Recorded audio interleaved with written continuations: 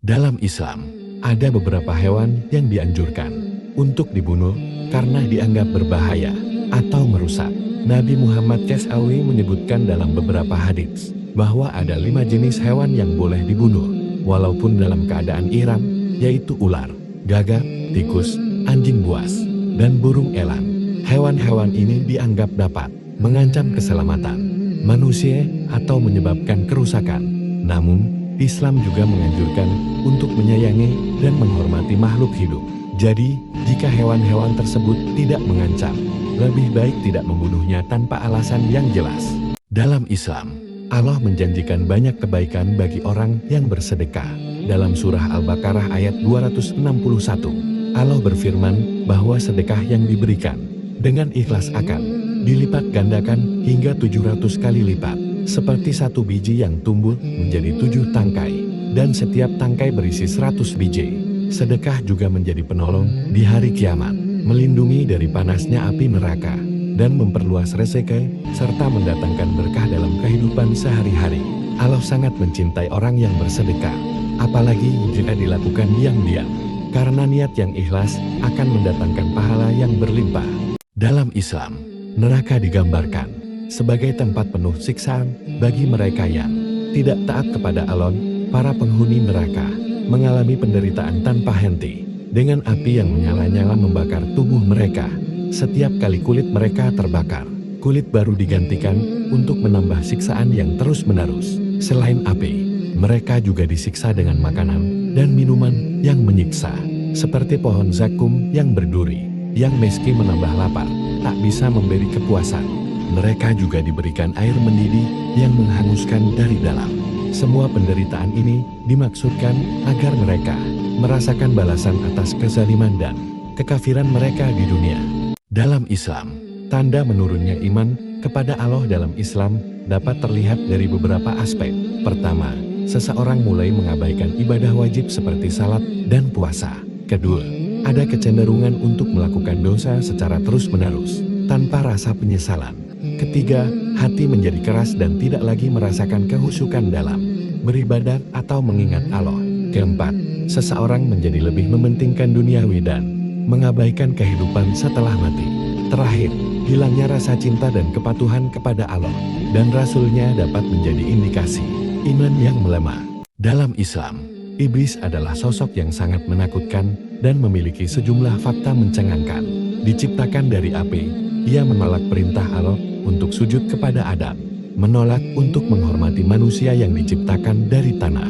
Sebagai akibatnya, ia diusir dari surga dan dijadikan musuh bagi manusia. Iblis berjanji kepada Allah untuk menggoda manusia agar tersesat, memanfaatkan kelemahan dan kesalahan mereka. Dalam Al-Quran, iblis disebut sebagai syaitan yang memiliki pengikut dan memiliki kemampuan untuk membisikkan kejahatan ke dalam hati manusia. Iblis juga bisa menjelma menjadi berbagai bentuk, menjadikannya lebih menakutkan. Oleh karena itu, umat Islam diajarkan untuk selalu berlindung kepada Allah dari godaan iblis dan selalu menjaga iman mereka.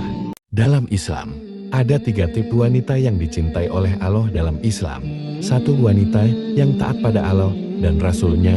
Wanita ini menjaga salatnya, puasa, serta selalu mengikuti perintah agama dengan penuh keikhlasan. Ketaatan ini mencerminkan keimanannya yang kuat, membuatnya dicintai Allah. 2. Wanita yang taat pada suami dan menjaga kehormatan diri. Seorang istri yang setia, menjaga keutuhan rumah tangga, dan menghormati suaminya adalah wanita yang mulia di hadapan Allah. Ia menjaga pandangan dan perilakunya agar terhindar dari hal-hal yang tidak baik. 3. Wanita yang berbakti pada orang tua. Wanita yang menghormati, merawat, dan mendengarkan orang tuanya dengan penuh kasih sayang, terutama ketika mereka sudah tua.